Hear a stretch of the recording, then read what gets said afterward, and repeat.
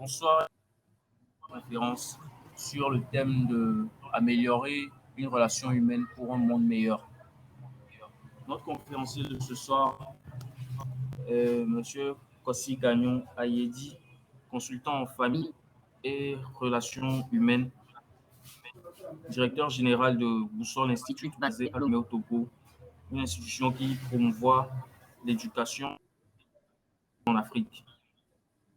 Il est aussi un ambassadeur à succès, entraîneur et gradué en Master of Business, mentor, professeur, skills. Il a également, il a également une licence en ressources humaines et management au Togo, BYU Pathway Connect Graduate and Preparing for a Bachelor Gao. Marié et père de 2 enfants, il est membre de l'église Jésus des Saints des derniers jours. Je vous donne la parole. Merci beaucoup pour cet instant accordé. Comme vous venez de le dire, nous sommes là pour pouvoir discuter de certains sujets qui aujourd'hui est primordial. Celui est d'améliorer les relations humaines pour pouvoir créer un monde meilleur. Je vais essayer de partager mon écran.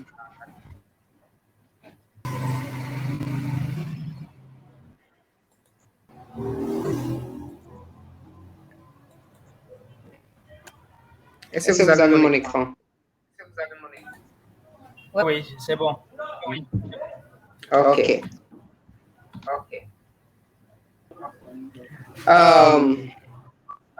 Comme le titre le dit, améliorer les relations humaines pour créer un monde meilleur.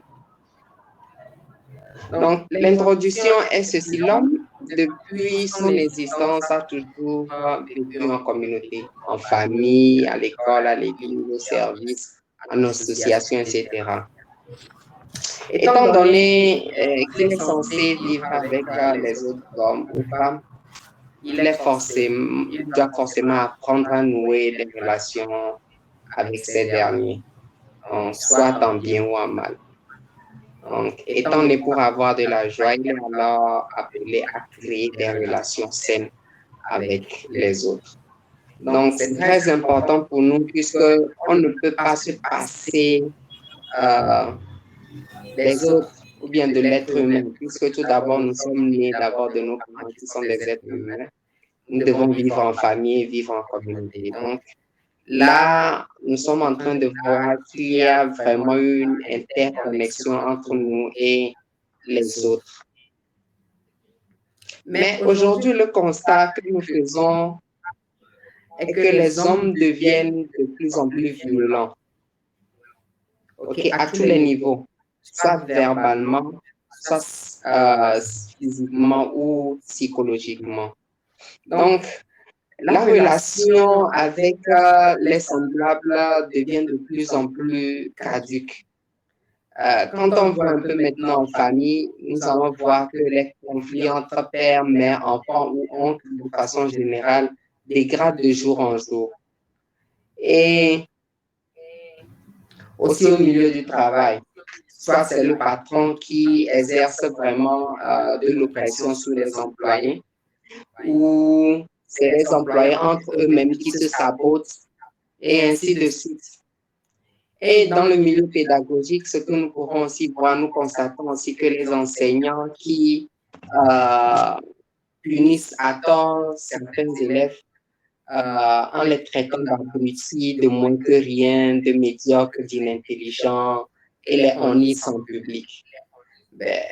Ceci crée des frustrations et à tout moment, tout le monde veut s'exprimer. Et le fait de faire ces expressions fait qu'il y a vraiment des mauvaises relations entre les hommes.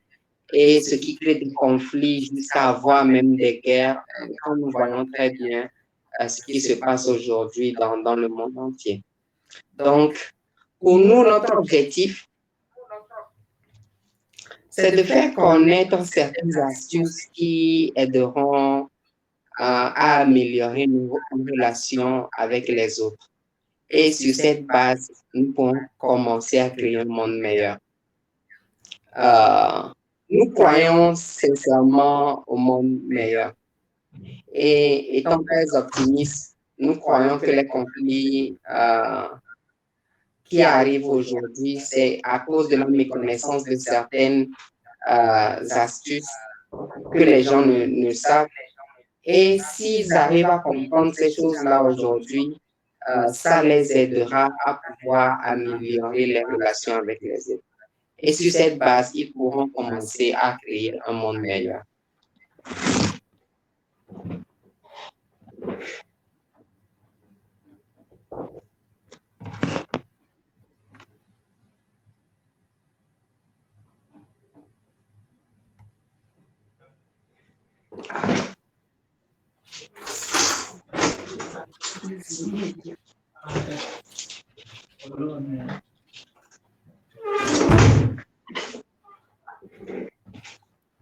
OK, donc, nous devons commencer en ayant la fin à la tête. Prenez quelques secondes et répondez à cette question. Que voulez-vous que les hommes gardent de vous lorsque vous ne serez plus sur cette terre? En d'autres termes, comment voulez-vous que les gens vous décrivent à votre absence? Prenez quelques secondes et réfléchissez sur ce sujet.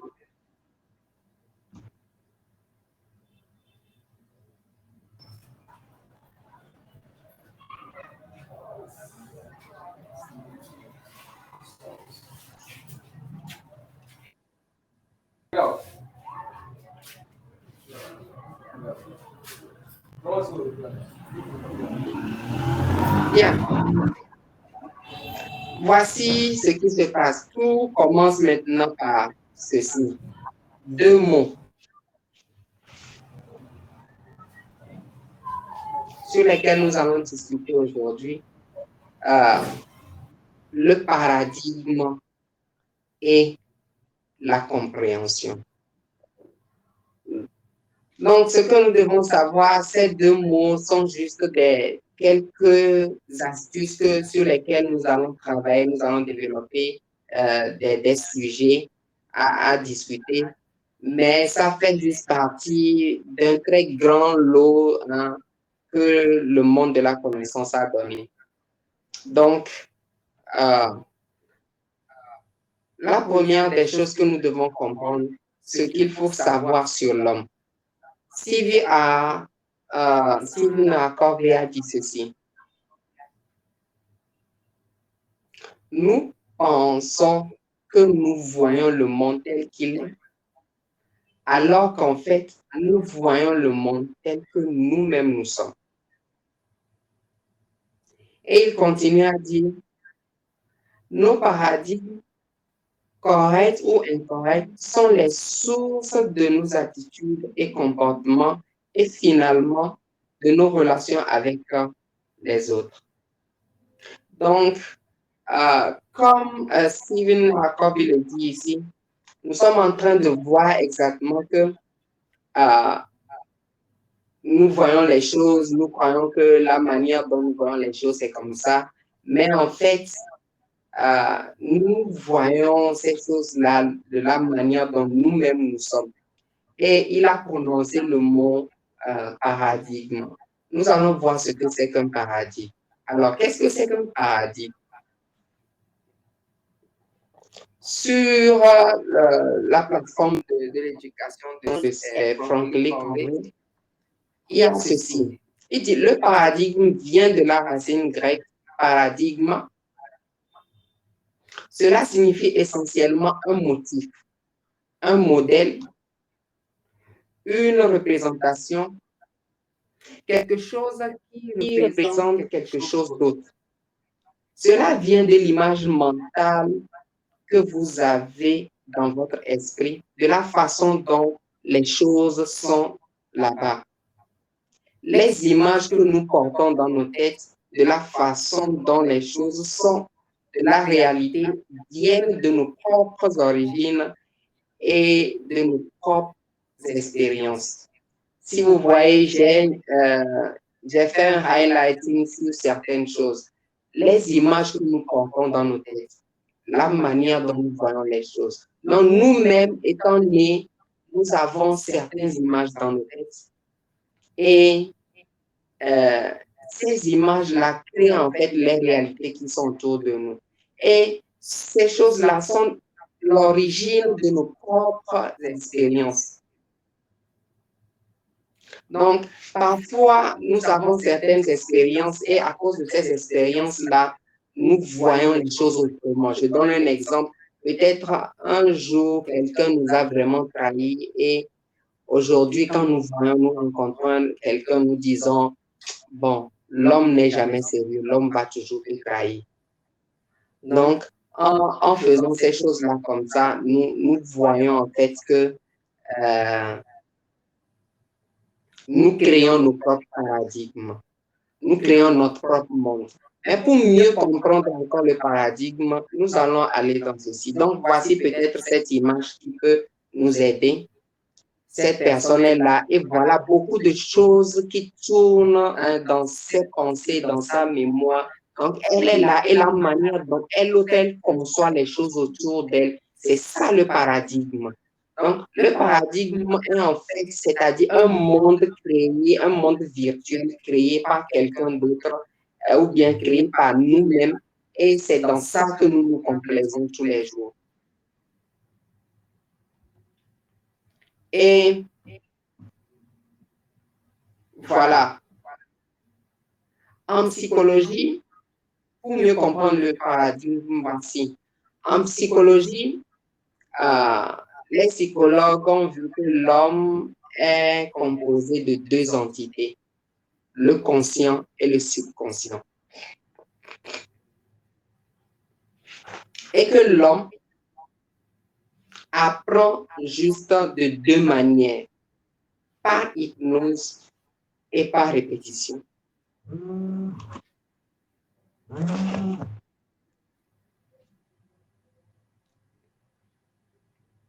Donc, si nous voyons très bien, nous allons voir que un homme ou bien un enfant, quand il est né, il a une conscience vierge, il a un monde très vierge. Et c'est maintenant qu'il va commencer à avoir des programmations qui vont conditionner son être. Et de 0 à 7 ans, on dit que l'enfant est en train d'étudier par hypnose. Il voit et il enregistre tout ce qui se passe autour de lui. Et il connaît ses parents, tout ce qui se passe autour de lui. Il est juste dans le mode enregistrement. Et tous ces enregistrements vont où? Ils vont dans son subconscient. Et Bruce Lipton, un éminent docteur en épigénétique, a dit que nous qui sommes grands aujourd'hui, nous agissons juste aux dépens de la programmation que nous avons dans notre subconscient. Et maintenant, à partir de l'âge de la raison, nous allons voir que les autres choses que nous faisons, nous apprenons ces choses par répétition. Par exemple, on va à l'école, on apprend une nouvelle langue, nous faisons l'effort, nous répétons jusqu'à ce que... Donc, à force de répéter ces choses-là aussi, ça inclut maintenant dans notre subconscient. Si aujourd'hui, on veut pédaler un vélo, ça voudrait dire que nous allons commencer à apprendre à faire des répétitions sur répétitions jusqu'à ce que nous soyons habitués à pédaler un vélo. Donc, aujourd'hui, quand nous prenons un vélo et que nous pédalons, ce n'est plus nous-mêmes qui pédalons ça, mais c'est la programmation que nous avons dans notre subconscient qui conditionne maintenant la manière dont nous agissons aujourd'hui. Et la répétition vient du conscient. Si nous voulons apprendre quelque chose, on est conscient pour pouvoir le faire. Mais en répétant ces choses maintenant, ça rentre dans notre subconscient et maintenant, ça devient l'élément moteur. Donc, ça voudrait dire que notre subconscient, c'est ça qui conditionne tout ce que nous faisons, la manière dont nous agissons. toutes ces choses-là. C'est ça qui conditionne tout maintenant. Et à travers ces choses-là, nous sommes en train de voir en fait que cette programmation, c'est ça qui crée notre paradigme. Donc, pour mieux comprendre un homme, nous allons voir que si un homme a reçu une correcte ou incorrecte programmation dans son subconscient, nous devons savoir que son paradigme dépendra de ce qu'il a reçu dans son subconscient. Donc, c'est à travers ça qu'il agit et qu'il réagit, qu'il parle et qu'il pense.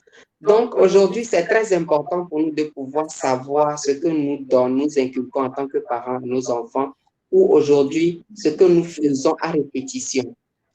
Nous pourrons voir aussi que il y a certaines choses que nous faisons, des habitudes.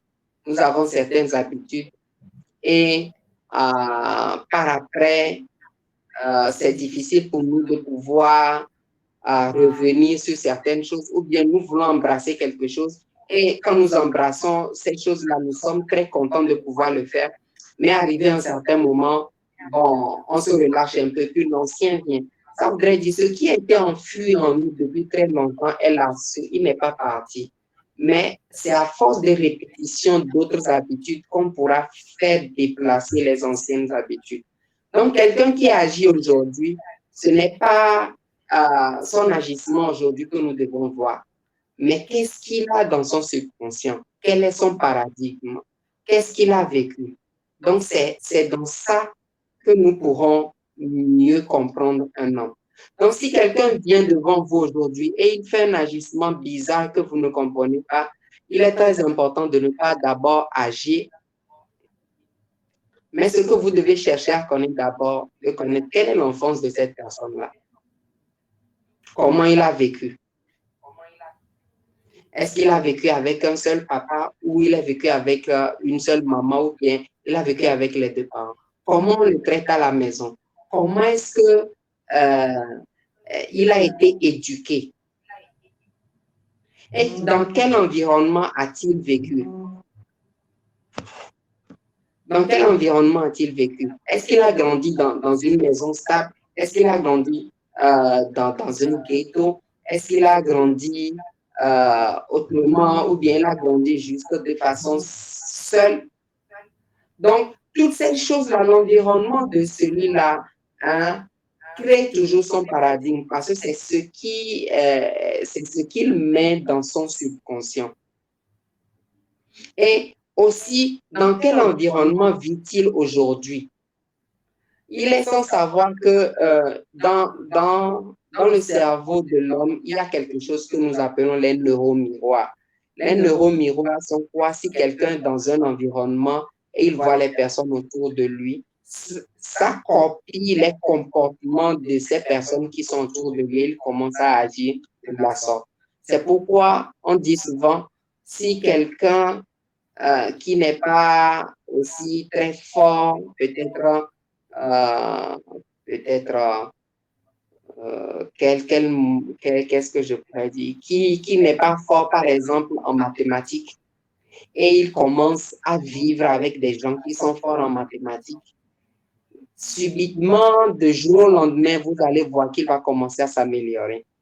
Donc, c'est les neuromiroirs qui conditionnent son subconscient à pouvoir se modeler avec ces personnes. Et ensuite, la quatrième chose la plus importante, quelles sont les compagnies de cette personne-là?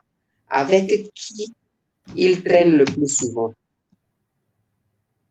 Quels sont ses amis? Car nous devons savoir qu'il y a un adage qui dit souvent, montre-moi tes amis et je te dirai le genre de personne que tu es. Donc aujourd'hui, quelqu'un peut faire quelque chose, ça ne dépend pas de ce qu'il a fait aujourd'hui, mais ça dépend de son conditionnement, de sa programmation, de son serveur, le subconscient comme le serveur de programmation de ce qu'il a aujourd'hui. Donc avant de pouvoir juger quelqu'un, ou de pouvoir tisser de bonnes relations avec quelqu'un, sachant que c'est ces choses-là que nous devons savoir. quel est le paradigme de cette personne.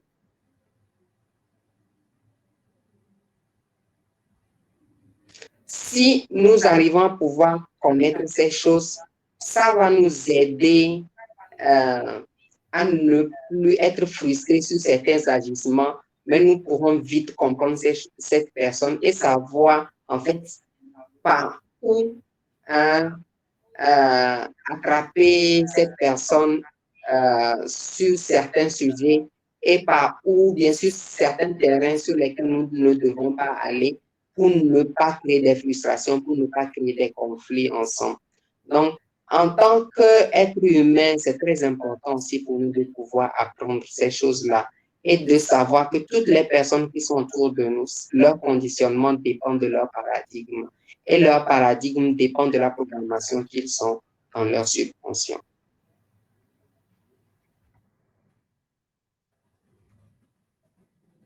Donc,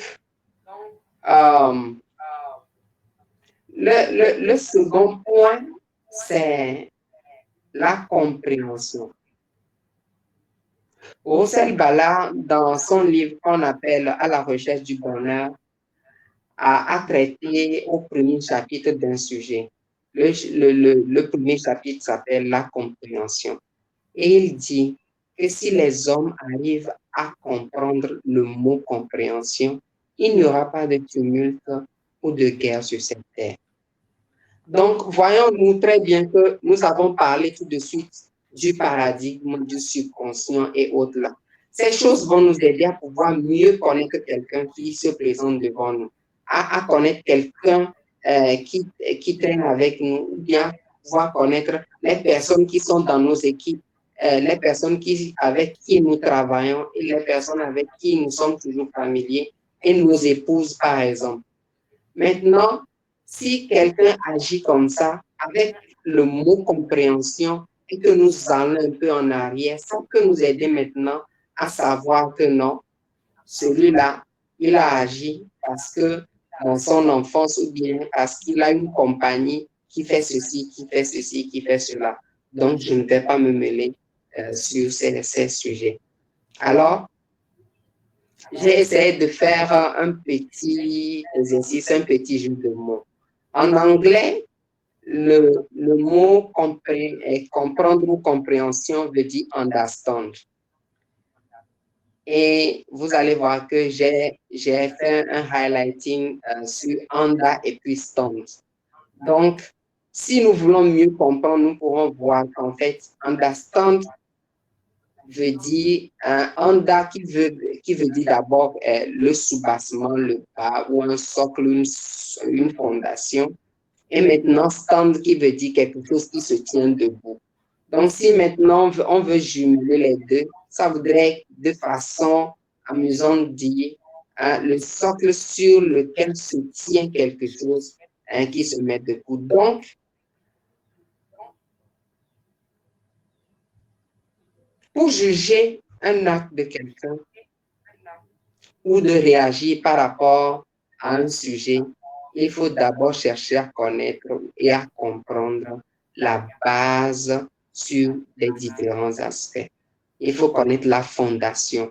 Donc, nous ne devons pas voir peut-être un agissement tout de suite et puis réagir, mais nous devons prendre un temps pour comprendre vraiment quelle est la base. Quel est le soubassement de l'agissement de cette personne?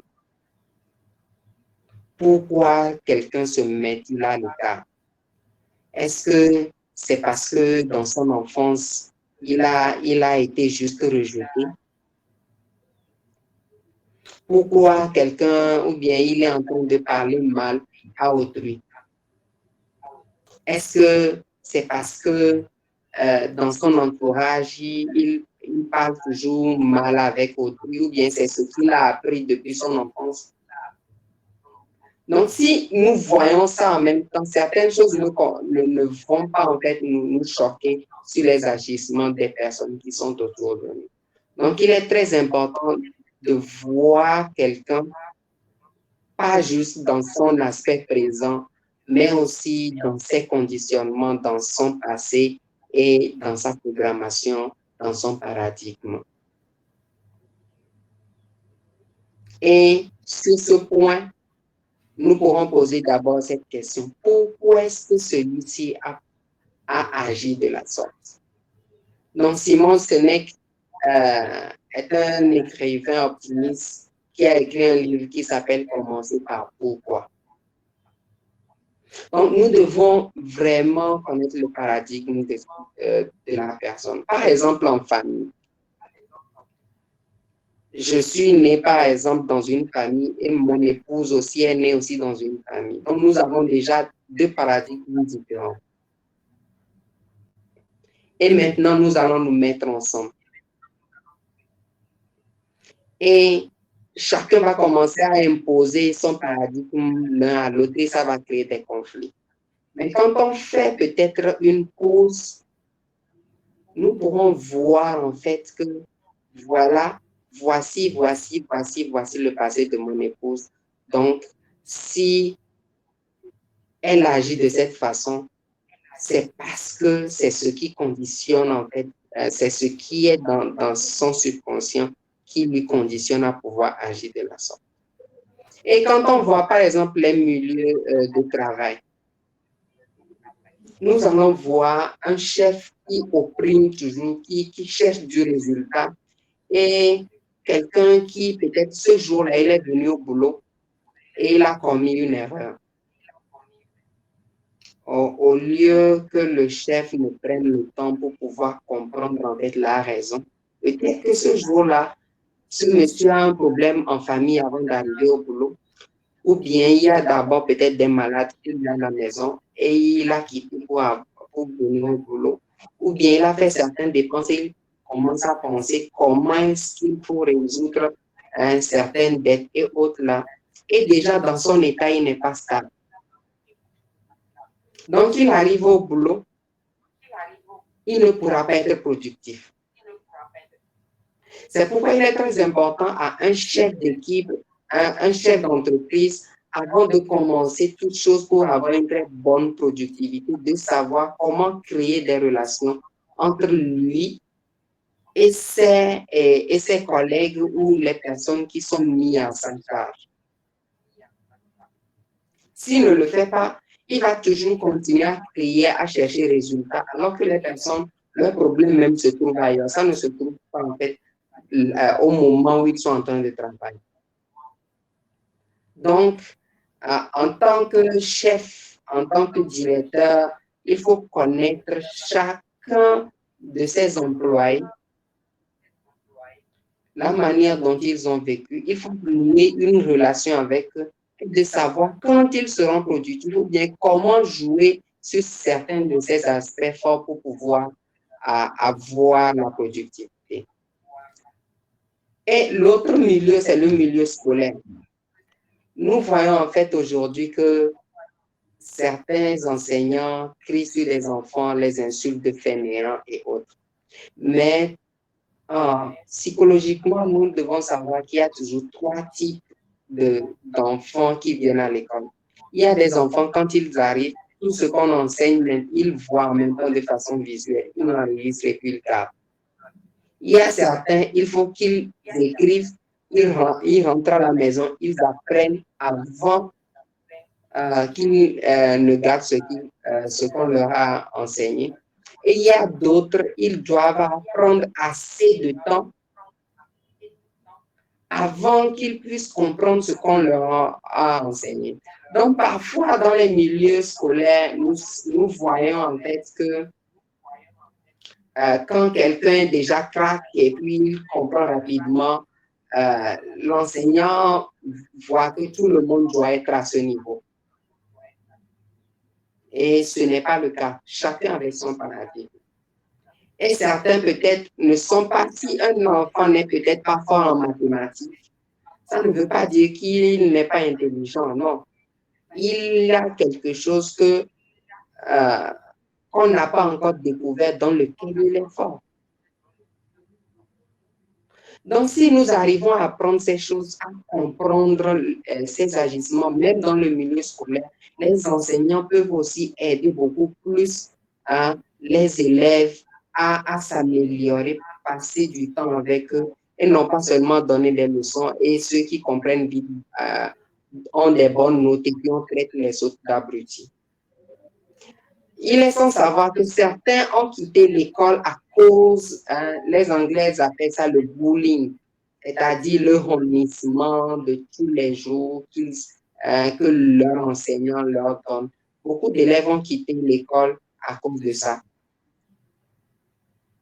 Donc, c'est très important que nous puissions apprendre ces choses. Donc, s'il est possible, ce que dans les milieux scolaires, qu'on puisse inculquer aux enseignants la pédagogie psychologique des enfants, ça pourrait être bien. Ou en d'autres termes, l'enfant qui est venu à l'école ce jour-là, peut-être il n'a pas mangé avant d'arriver, et déjà il est frustré, ou bien il a été battu à la maison, ou bien quelque chose lui est arrivé. Donc, en tant qu'enseignant, nous devons prendre soin de ces personnes, de savoir et de comprendre, et ça va nous aider, ou bien ça va les aider à pouvoir améliorer leurs conditions d'études et d'apprentissage. Donc, sur ce fait, nous devons apprendre à agir et non réagir.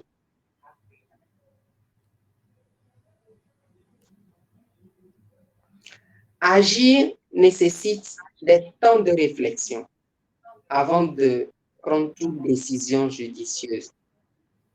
Mais réagir, c'est instantané et souvent irréfléchi. Donc, la plupart des actions tournent toujours en dérisoire. J'aimerais vous dire aussi que quelqu'un qui réagit comme ça, c'est quelqu'un qui est très vite manipulable. À tout bout de champ, il y a quelque chose et puis il réagit. Donc, ça voudrait dire on pourra le manipuler. Les personnes qui sont autour de lui, qui le voient, savent à quel moment il pourra agir de telle façon. Et là, maintenant, on le manipule. Donc, étant des hommes, des dirigeants, des personnes, des leaders, nous ne devons pas réagir, mais nous devons plutôt apprendre à agir, prendre des temps de réflexion. Et c'est sur ces choses-là que nous pourrons travailler. Donc, il y a un petit exercice. Prenez quelques secondes et imaginez peut-être quelqu'un que vous connaissez qui cause du tort à tout le monde autour de vous et vous vous préparez le jour où cette personne va vous approcher là. Ce que vous allez lui faire et soudainement cette personne apparaît. Que feriez-vous ce jour-là? Prenez quelques secondes et écrivez ce que vous pourriez faire. Vous pouvez le mettre aussi dans le chat.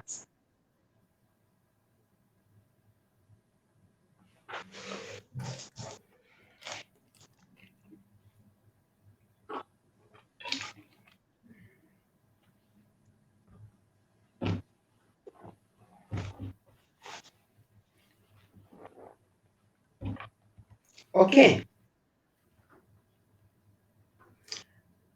Victor Yves Frankl, un des puissants écrivains, un psychologue très puissant, a dit ceci. Entre le stimulus et la réponse, il y a un écart. Et dans cet écart se trouve le pouvoir de choisir notre réponse. Dans notre réponse réside notre croissance et notre liberté.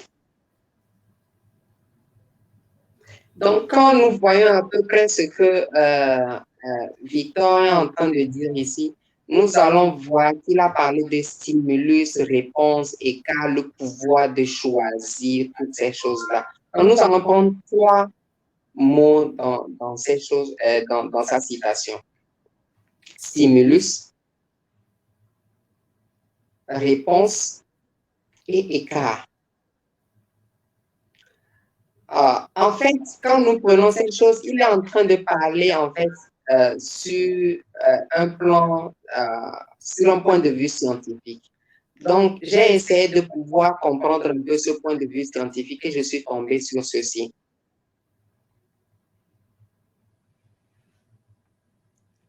Ce diagramme, c'est ce que nous appelons le myogramme. Le myogramme, c'est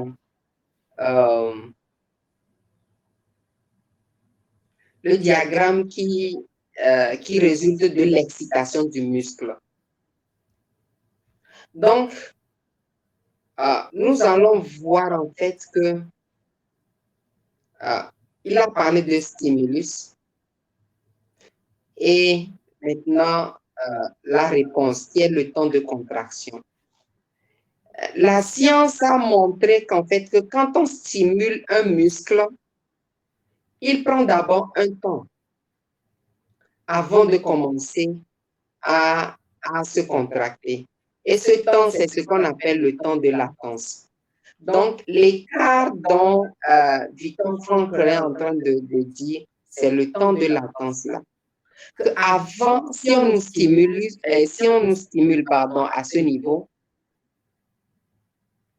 et avant qu'on ne puisse réagir, il y a ce temps-là que nous pouvons savoir faire un choix de réponse. Est-ce que nous allons répondre en réagissant ou bien nous allons répondre autrement en prenant des temps pour pouvoir mieux agir? Donc, ce temps-là, c'est de ça parle Victor. Donc, est-ce que nous allons réagir subitement ou bien nous allons prendre un temps pour analyser les choses avant d'agir? Déjà, quand on voit aujourd'hui que le muscle, avant de se contracter, prend d'abord un temps, donc ça voudrait dire que nous, en tant qu'humains, nous pourrons aussi prendre un temps si quelqu'un vient pour pouvoir nous stimuler de façon négative. Alors, comment utiliser ce temps de latence dans nos relations? La première des choses, c'est d'assumer notre responsabilité. En faisant quoi? Apprendre à faire des exercices de respiration profonde. Il y a des gens qui ne sont pas patients. Et quand on leur dit quelque chose tout de suite, c'est-à-dire ils réagissent. Mais si nous voulons mieux utiliser notre temps de latence, on vous excite, prenez un temps, faites une respiration profonde. Si vous ne le faites pas aussi comme ça, prenez un temps et respirez. Respirez une fois, 2 fois, 3 fois. Et vous allez voir tout de suite que la colère qui était en vous diminue petit à petit.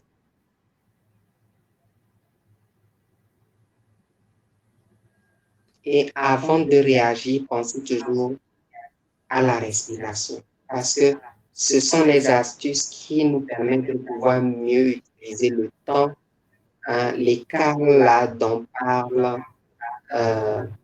Victor Frankl, pour pouvoir avoir la croissance.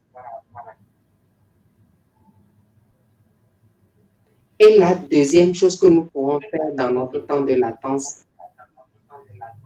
c'est de renoncer à avoir raison.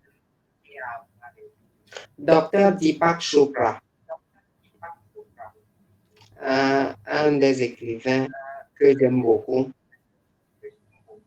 a écrit dans son livre Les 7 clés spirituelles du bonheur ceci. Il dit renoncer au besoin d'avoir raison ne signifie pas que vous n'avez pas un point de vue personnel. Mais vous pouvez renoncer à votre besoin de défendre votre point de vue. Lorsque nous ne nous défendons pas, nous sommes invincibles, puisqu'il n'y a plus rien à attaquer. Donc, nous allons voir que parfois nous voulons à tout moment prouver que nous avons raison, nous avons raison, nous avons raison, nous avons raison. Et si nous ne savons même pas faire ça, c'est-à-dire nous faisons encore d'autres choses qui vont même être graves pour ce qu'on nous a même fait. Donc, pour pouvoir montrer que nous sommes des êtres forts et puissants, comme il a dit, invincibles, vous n'avez pas besoin de pouvoir démontrer ou prouver aux gens que vous avez raison par vos agissements. Mais gardez votre calme et le temps même va faire montrer ces choses-là à qui que ce soit. Parfois, nous sommes dans des communautés et on nous dit parfois, si tu ne réagis pas, tu te montres un être faible, il faut lui dire pour te montrer comme tu es un homme fort et autres là. Mais selon les grands médecins psychologiques, ils ont trouvé en fait qu'il faut renoncer. C'est ça qui montre notre puissance et notre pouvoir. Et quand tu ne le fais pas, tu vas voir en fait que personne ne vient vers vous pour pouvoir faire d'autres choses négatives. Et ensuite, l'autre chose que vous pouvez faire, quelqu'un vous excite, vous créez du tort, vous prenez un temps et puis vous souriez. Ce sourire veut dire en fait que calme-toi. Calme-toi, ok? Tu es plus élevé que ça. Il ne faut pas te faire traîner dans ces choses-là qui vont t'amener beaucoup plus bas. Donc, le pouvoir se calmer. Se montrer que vous êtes un être très fort et très puissant. Donc, si vous-même vous dites ces choses-là, quelqu'un ne viendra pas vous attaquer négativement et que vous allez réagir. Vous donnez un coup de sourire et puis, bon, ça passe. L'autre point que vous pouvez faire, c'est de calmer votre calme pendant un temps. Et ensuite, exprimer ce que vous ressentez posément. Ok? Gardez votre calme. Vous voulez toujours dire ce que vous voulez, mais gardez votre calme. Ok? Ça peut être quelques minutes, ça peut être quelques heures, ça peut être quelques jours même. Et ensuite, vous allez revenir pour pouvoir parler posément. Et vous allez maintenant exprimer. Et vous allez voir que là, vous prenez le dessus. Vous choisissez la croissance. Vous choisissez la puissance et le pouvoir. Pardon, la puissance et le pouvoir.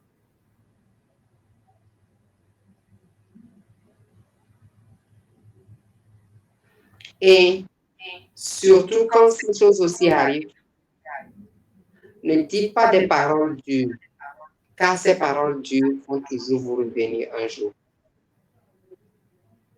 Ou la dernière chose que vous pouvez faire, quand ça commence, quittez cet endroit rapidement si vous savez que vous êtes très fragile.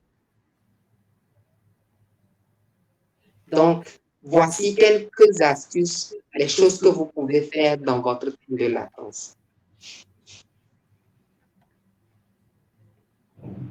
Mais la tâche la plus difficile à faire, c'est ceci. Vous allez arrêter de vous prendre plus intelligent, plus fort que les autres.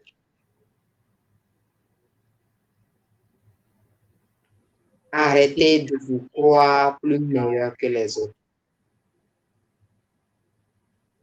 Et arrêtez de penser que c'est toujours votre point de vue qu'on doit respecter. Et surtout, arrêtez de vous comparer par rapport aux autres. Sachez que vous aussi, vous êtes des êtres faillibles. Vous pouvez commettre des erreurs. Vous devez savoir aussi que les autres qui sont devant vous peuvent aussi commettre des erreurs. C'est pourquoi quand ces choses arrivent, ne cherchez pas aussi la cause du problème en une autre personne. C'est quelqu'un qui est la cause toujours de votre problème. C'est-à-dire, vous cherchez toujours des boucs émissaires. C'est une tâche très difficile. Mais si nous arrivons aussi à faire ça, nous pourrons mieux utiliser la croissance, notre puissance et notre pouvoir dans cet écart-là, dans ce temps de latence. En faisant ces choses, ça peut nous aider à pouvoir mieux améliorer nos relations avec les autres. Ça va nous mettre différents. Et on verra plutôt en nous quelqu'un de très puissant et quelqu'un de prévisible. On ne saura pas exactement par où attaquer cet homme-là. Parce qu'il est très important aujourd'hui, avec le bruit qu'il y a autour de nous, nous devons faire extrêmement attention pour ne pas poser certains actes qui seront difficiles. Alors, voici quelques principes que j'aimerais partager avec vous. Les principes que vous pouvez appliquer dans votre vie. Mes amis, une chose que vous devez savoir, tout être humain qui porte de la chair et de l'os est une créature de Dieu. Et là, chaque créature a une grande valeur aux yeux de Dieu. Sur ce point, nous devons savoir aussi que les gens que nous voyons autour de nous, nous devons aussi leur donner cette valeur divine. Et une écriture que j'ai prise dans le livre de Romains 16 à 12, le verset 16 à 18 dit, vous allez voir que j'ai mis certains en vert et certains en rouge. Les verts, c'est la carte verte, ce que vous devez faire. Les rouges, c'est le carton rouge, ce que vous devez exclure. Ayez les mêmes sentiments les uns envers les autres. N'aspirez pas à ce qui est élevé, mais laissez-vous attirer par ce qui est humble. Ne soyez pas sages à vos propres yeux. Ne rendez à personne le mal pour le mal. Recherchez ce qui est bien devant tous les hommes. Et voici la grande recommandation. S'il est possible, autant que cela dépend de vous, soyez en paix avec tous les hommes. Donc, voyez très bien ceci. Autant que cela dépend de vous. Donc, c'est très important aujourd'hui pour nous de pouvoir savoir que si aujourd'hui, moi qui suis ici, c'est moi qui serai l'acteur du bien-être des autres, il faut que je le fasse. C'est pour cela, imaginez un peu que vos noms se trouvent dans la liste de ceux qui ont ajouté une valeur à la création d'un monde meilleur. Imaginez-vous que vous avez compris le paradigme des autres et vous apprenez à comprendre les autres, leurs agissements. Vous savez que ça ne vient pas de leurs choses aujourd'hui et que vous arrivez à créer des liens et que les gens arrivent à être contents et que vous êtes l'auteur de ces choses. Et que voilà, un jour, on vous met que voilà, voici cet homme, voici ce frère, voici cet ami qui fait partie de cette liste. Quelle joie auriez-vous? Alors, mes amis, pour terminer, pendant que vous venez d'apprendre ces choses, comment pensez-vous qu'elles pourront vous aider à améliorer vos relations avec les autres? Quelle urgence trouvez-vous pour appliquer ces choses? Je vous invite à courir, à être un acteur d'un monde meilleur en améliorant les relations avec les autres. Merci d'être venu et merci d'avoir participé. Soyez bénis. Et si vous avez des questions, écrivez-moi et dites comment est-ce que je puisse vous aider dans l'amélioration des relations humaines. Merci beaucoup.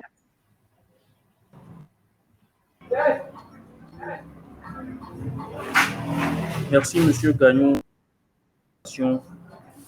Et nous vous remercions également pour cet enseignement et pour les conseils que nous pensons bien pouvoir appliquer afin de, comme le thème de la conférence le disait, améliorer les relations humaines pour un monde meilleur.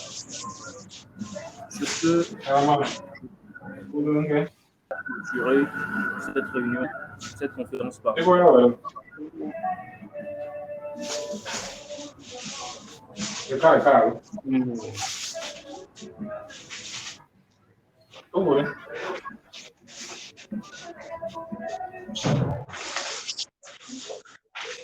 Obajo.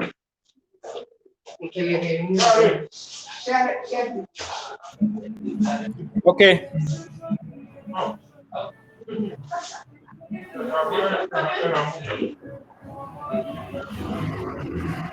Ok, merci beaucoup. Merci.